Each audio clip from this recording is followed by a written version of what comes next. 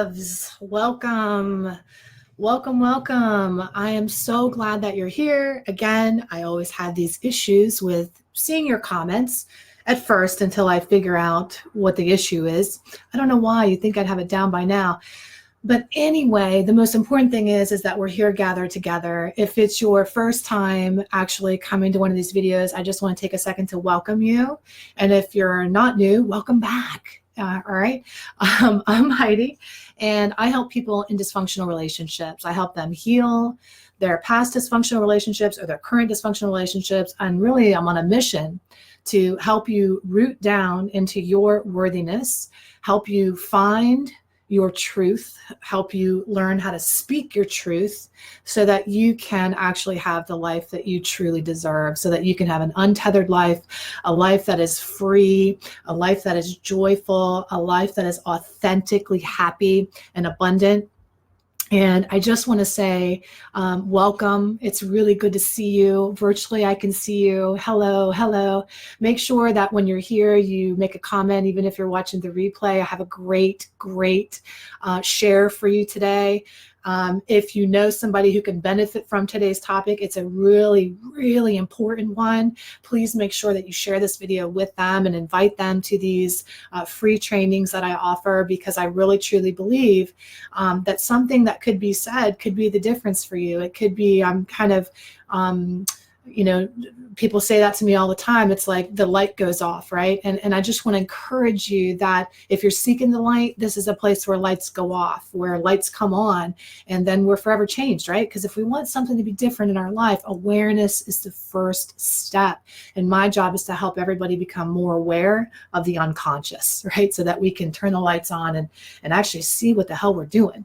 So today's training is particularly important. It's actually for people who aren't aware. It's for people who are confused. So if you're in a relationship that causes you any kind of anxiety, any kind of hurt, any kind of sadness or resentment, or most of all today, we're going to be dealing with confusion. You're like, am I crazy? Is this normal? This training is for you, because today we're going to talk about the 7 symptoms that you're in even a toxic relationship. And by the way, it's not just intimate relationship. It could be any relationship at all. It could be a work scenario, a friend scenario.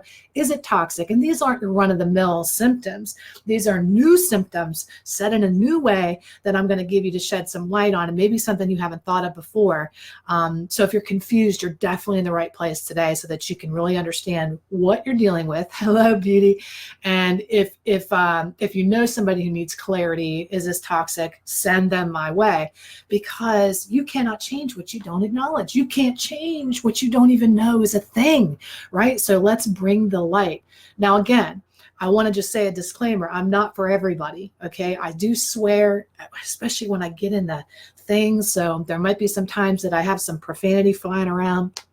I'm also, my West Virginia hick comes out. I don't know when I'm talking.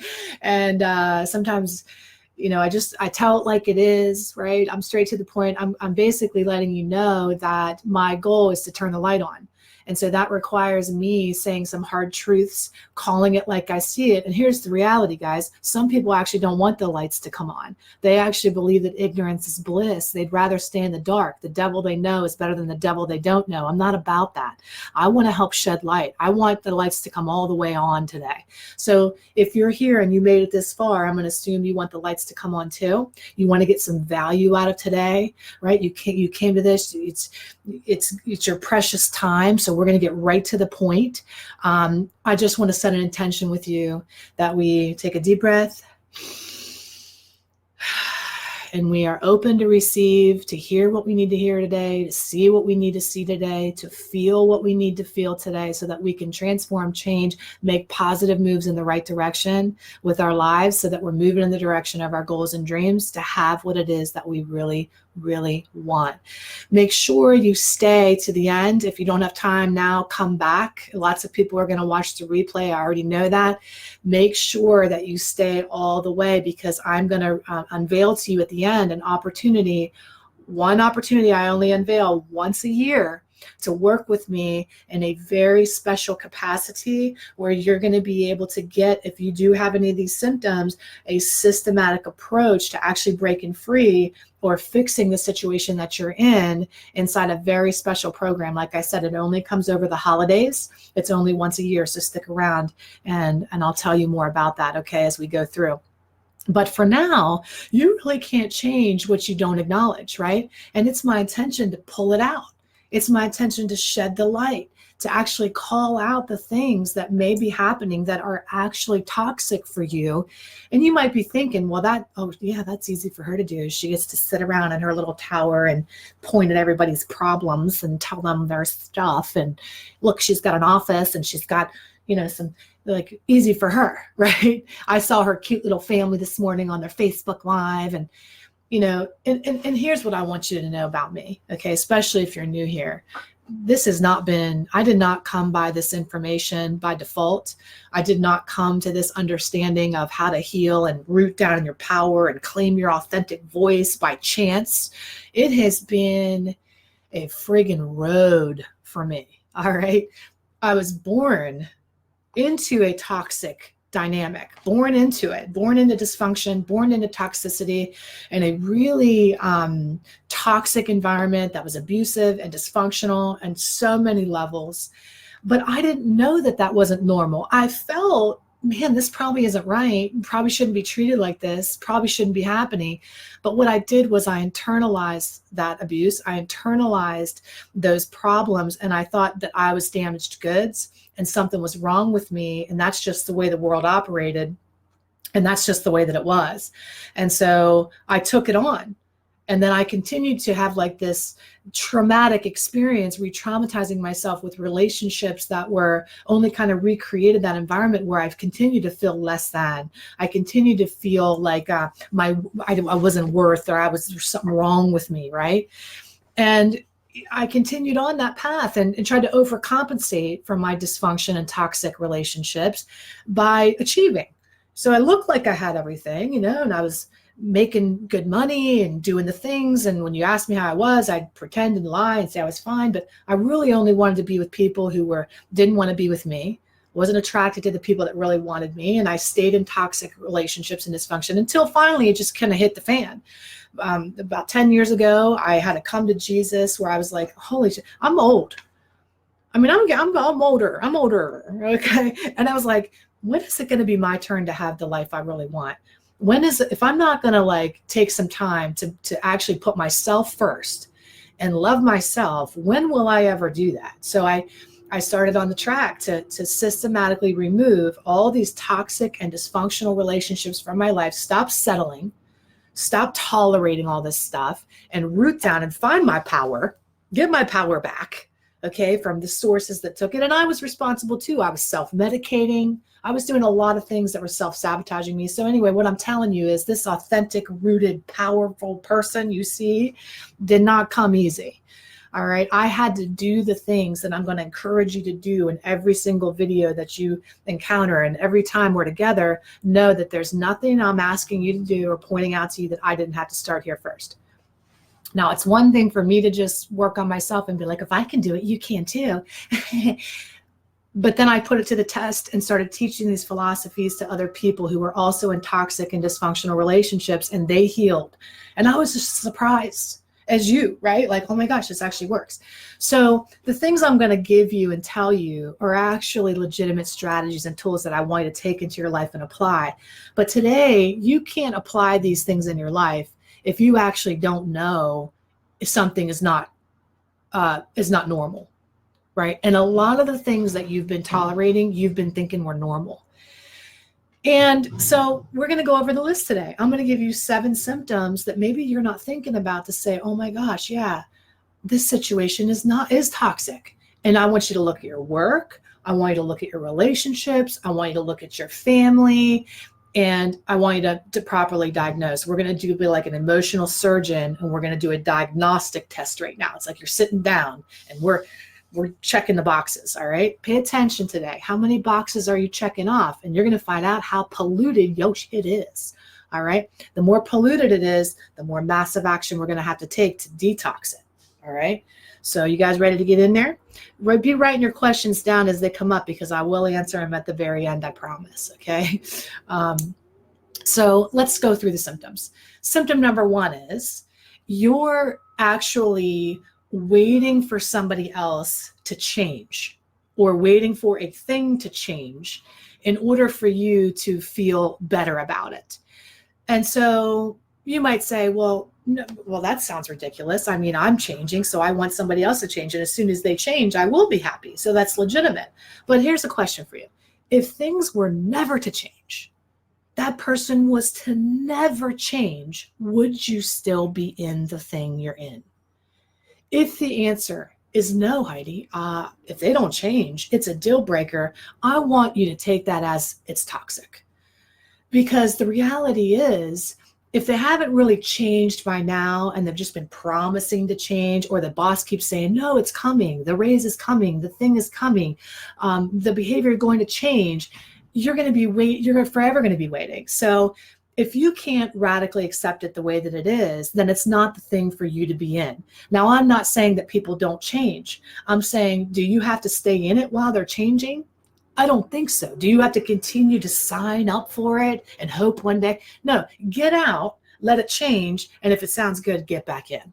But in the meantime, do you need to keep suffering? Do you need to keep being subjected to the crap over and over again? I have this thing like, how do you know, right? We're really good people, right? We can take anything and make it and take it to the too far. Okay, like meaning empathy is a really good thing to have for somebody, right? Like, well, I know that it's hard for them to change.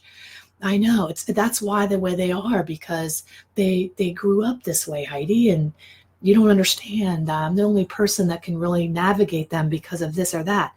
Then you could take a good thing like empathy and make it toxic empathy or toxic compassion, where you can make sense of their bad behavior, so much so that you talk yourself into sticking around for it. Right? That's when your empathy becomes toxic empathy. You're a positive person. You see the silver lining. You're like, I just know it can turn around. I just know.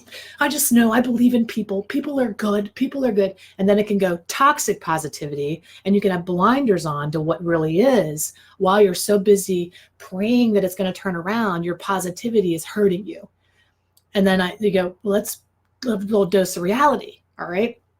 Yeah, you can be positive from a distance. You don't have to be in it and be positive, right?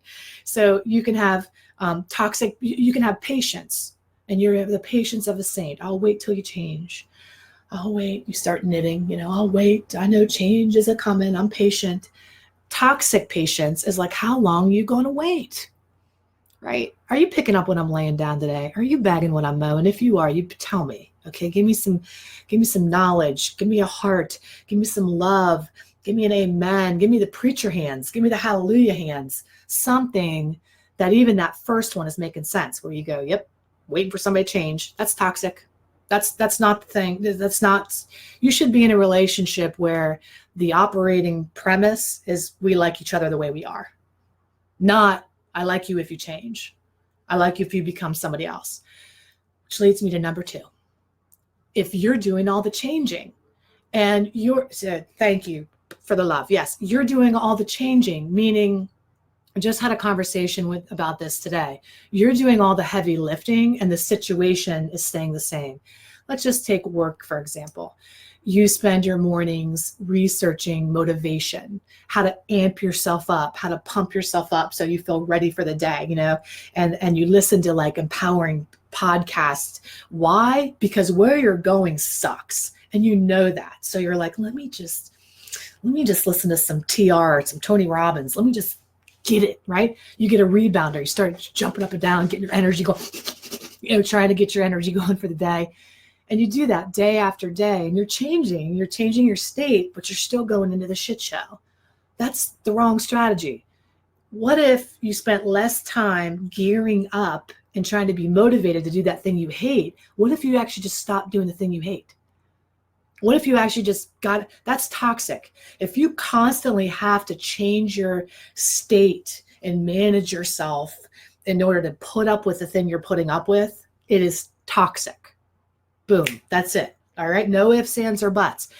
Everybody's got to manage their emotions sometimes. If you're managing your emotions all the dang time, that's too much managing emotions. All right. Toxic.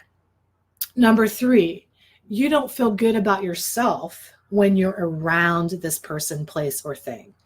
So if every time you're around this person, you leave their presence feeling like judging yourself, questioning yourself, what is toxic? Well, toxic is polluting, right? When something is toxic, it's a pollutant. And what a toxic person does, a toxic relationship does, is it pollutes your self-esteem. So every time you're around that person, you feel a little less adequate. You feel a little less good about who you are. You feel more judged. You feel less than in some way. You're constantly, here, what else did I write up here? What else gets polluted? Your view of the world. Every time you're around this person, you get a little less optimistic about life or people or things. Every time you're around that person, you walk in like this, you leave like this, right? That's toxic. And then you could go to number 2 and you could be like, well, let me try to manage my state when I'm around this person. Or you could just remove the person. All right. Where's your effort?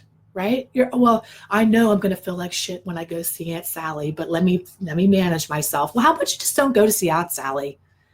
I know it's easier said than done because you're thinking, well, Heidi, I have to be around these toxic people. That's my mother. That's my child that creates that feeling in me. Well, you're in luck because I'm going to actually teach you how to navigate people in your life when distancing yourself isn't an option. But first we have to properly diagnose, is this person toxic?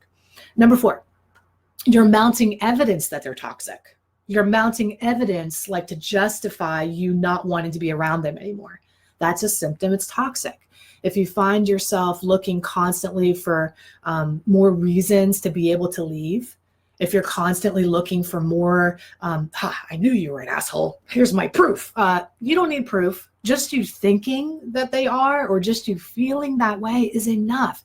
Your internal guidance system, when you're around somebody and you get that feeling, you get that knot in your stomach, or you get that, like, you don't feel good about yourself around them, but you feel like maybe they're cheating on you, or you feel like maybe they're doing you wrong, or that's your spidey senses, and they're usually 100% accurate, right? Unless you've got some serious projection issues going on. I think that ultimately, if that's the feeling, why are you waiting for evidence? I remember when I was with this one man, remember I was saying I only wanted to be with men that didn't want to be with me. I was chasing after the ones that, the ones that wanted me. I was like, oh, what's wrong with you? I'm not attracted to you. I was only attracted to the men who didn't want me. And this one guy I knew was like cheating on me, but I was like, oh, I haven't caught him yet. I mean, that was my rationale. Well, as soon as I catch him, then I'll know. It's like, if I'm feeling and looking for evidence, that's toxic, right? If I'm even like, the minute I start to be like, should I check his email? This relationship is toxic. Just the thought of, should I be stalking him or looking at her? I mean, stalking is a strong word, but you know what I mean? Like, just the thought is an indicator, oh shit, this relationship is effed up. This is toxic. This is dysfunctional, okay? Number 5, you're afraid. If you have fear in a relationship, that is not love. Love is love and fear is fear. And love is not pain. Pain is pain and love is love. So if you're afraid in a relationship, that is toxic. What does that mean? If I'm afraid that if I leave, something bad will happen to them. I'm afraid if I leave, something bad will happen to me. I'm afraid if I leave, I won't find somebody better, which is another version of having fear. If you have any of these things, now some of you have things where you're like, I'm afraid if I leave, something bad will happen to me. You need a plan to get out. This isn't something that you're just going to manifest on your own. There are safety measures you need to get in place and hotlines, and I'll supply them for you. Send me a private message that you call and people get you safely out of that situation. But let's say that it's not abusive. It's just run-of-the-mill dysfunctional toxic. Okay. And it's not going to be, but you have a feeling, a story in your head that, well, this is as good as it gets. If I leave this person, I'm going to be alone forever. That's not a reason to stay in. That's toxic. Okay, that's toxic. Number 6, if you feel like it's not okay to be you. If you find you're around somebody and you're sitting on your opinions, because you don't want them to look at you wrong, right? They don't want them to think of you a certain way. If you're around somebody and you feel like you have to be less you in any way, you have to feel less, you have to articulate less, you have to have less opinions, you have to be smaller in any way, constrict yourself in any way. Or if you feel like you have to be bigger than you really are and you have to put on a show, that's a toxic relationship. It just is. You know, in a toxic family system or toxic relationship, there's like a set of rules that you're supposed to operate by. We talked about that in another video. Go back and watch it if you missed it. And as soon as you start breaking the rules, like as long as you behave the way you're supposed to behave around that person, everybody's okay. It's copacetic, there's no big blow ups, nothing. But as soon as you like are authentic and act and have a reaction or a feeling or opinion about something, it's like, boom, the love's taken away. Boom, you get rejected. Boom, you get criticized or judged. That relationship is toxic, hon. It just is. Okay. And then the last one is, and this is probably one of the biggest indicators, if you're scratching your head going, am I crazy? Maybe it's me. Am I nuts? No, it's toxic. If you're in a relationship that makes you feel crazy, that relationship is crazy. All right. I know it's not rocket science, but sometimes it is because people gaslight, right? The toxic people will make you feel crazy. They'll be like, well, I don't know what your problem is. People in your life who don't understand you have a toxic relationship with a parent, for example, maybe it's your mother or your father. They'll say, what's wrong with you that you can't get along with your own mother? They'll make you feel crazy, like it's your fault. And then you go, maybe I am fucked up. Maybe I should be better. But no, it's like that person's toxic. So let's say you're sitting here with me and you're like, oh my God. Even if you had one of these 7 things, you'd be like, that'd be enough, right? To be like, man, I need to do something. But imagine sitting here and you have more than one.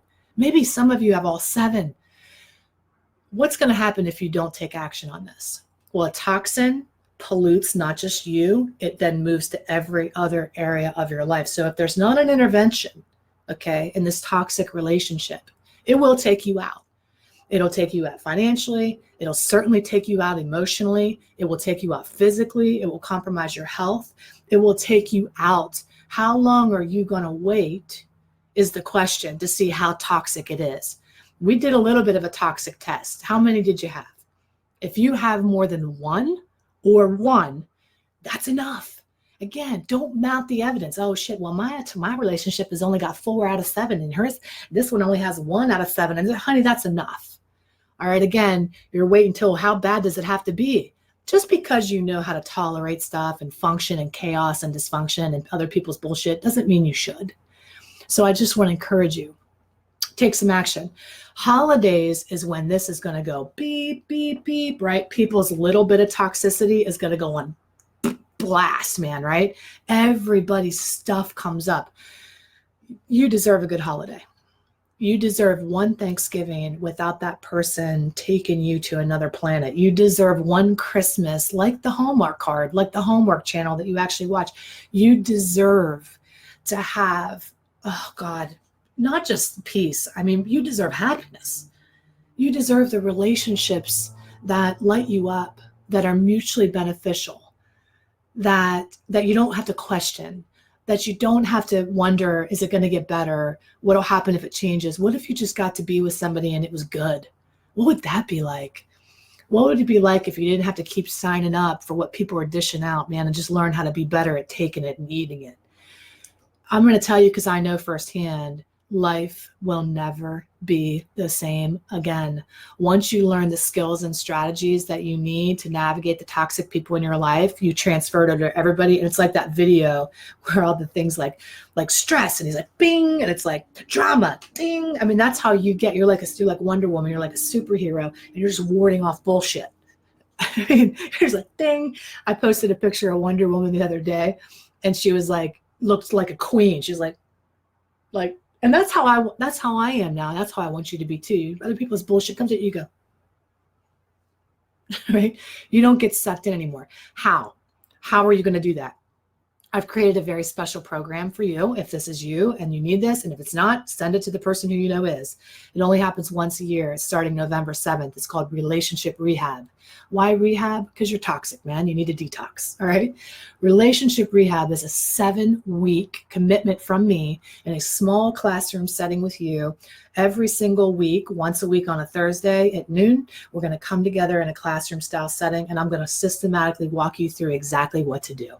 Communication, boundaries, clarity, the insight you need, the language you need, how to say the thing that you need to say to the people. I'm going to walk you through all of it. Trust, all of it. And so it's very limited seating because I want to be able to work with you. Okay. I don't want you to get lost in the shuffle, right? It's not a big group program. It's an experience. We're going to be together every Thursday. Some of you want to be anonymous. Totally get that. It's held over Zoom, so you don't have to make yourself known. You can just like call in and stay quiet, or you can come right up on video and sit in the hot seat and get questions answered and things like that. And so you're always going to get the recording, keep it for life. Next Christmas, just play the videos. You'll be like, oh yes, I remember, right? But likely once you go through this program, this 7 weeks with me, it's going to get in your nervous system and you're going to know exactly what to do. I'm going to tell you exactly what to say. I'm going to tell you exactly how to handle that person for your unique situation. You're never going to get this opportunity again. I lied. You're going to get it again next November, but don't wait. Now is the time. Limited seating. Make sure you are signed up for it. I'm going to put the link in here for you to sign up. You don't need to think about this. If you have one of 7, sign up. Honey, if you got 7 of the 7, you better run. You better get out your card. As we're talking, you better get it ready. Okay, because you need it. Give that gift to yourself this holiday season, a peace of mind. Go ahead and sign up. If it's not for you and you know somebody else it's for, please pass this along to them so that they can have peace this holiday season. All right, give them that gift of being like, oh man, you need this relationship rehab, girl. Here it is. And so I want to see you inside that program, right? I want to work together. It's also the most cost-effective way to work together, by the way. It's not quite one-on-one, which is a significant investment. It's more of a group setting, so it's a lower investment, should be affordable for everybody. So I just want to check in with you guys and say hello and see what's on your mind. So hello, lots of highs, lots of good mornings, lots of hands. Oh, I love hearing profanity. Oh, you're a sister. You're a soul sister, miss. Hey, Tammy, what's up? How are ya? Totally can relate to this. Very true. Accept people for who they are. Yes, release the hostages, we call that, right? Stop my morning motivation. His own drive took over. Amazing. I love you too, Thomas. Serena says, preach, sister. Amen. Hallelujah. 3, 6, and 5 were her life. Yeah, I'm glad it's not your life anymore, Peg. If you know somebody who's still that's their life, send them my way. Let's get them the help they need. All right. I love you. I hope you have a beautiful day today. I hope you have recognized some things maybe that have been ringing a bell. And let's go sign up for that program. That's the next thing to do. Go sign up. Get inside of this program. Don't let the opportunity go. It'll be a whole nother year before I offer it again. All right. Secure your spot right now. All right. I love you. I'll see you soon. Okay. Bye.